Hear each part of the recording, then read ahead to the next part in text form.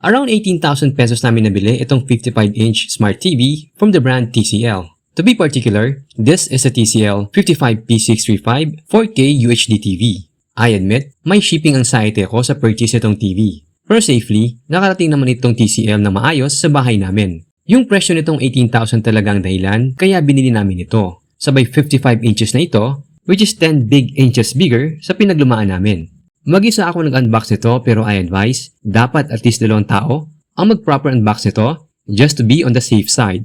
At video record nyo yung buong unboxing process para may maipakita kayo sa seller if the need arises. Mas matagal itong initial setup actually compared sa unboxing.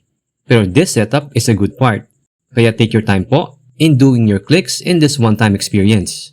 Mention ko lang na may makapal na screen protector ito out of the box, which is a good addition for protecting the big screen habang sinesetup pa ito. And here, tapos na tayo sa pag-setup. Notice, halos borderless itong screen ng TCL, giving it a little bit of premium look that I really like. Tapos, yung brand logo na TCL, ang liit lang niya, hindi siya eyesore. Mabilis siyang mag-connect sa Wi-Fi, parang sa cellphone lang. Tapos yung speaker sound niya is more than enough para madinig sa buong sala namin. At para naman sa 9-year-old kong anak, ang HDMI in feature nito ang pinaka-importanting feature nitong TCL dahil dito siya naglalaro ng Roblox. Super happy kami sa TCL TV nito. For 18,000 pesos, napakasulit na po. Kaya mga ka-Mateswen, check out na!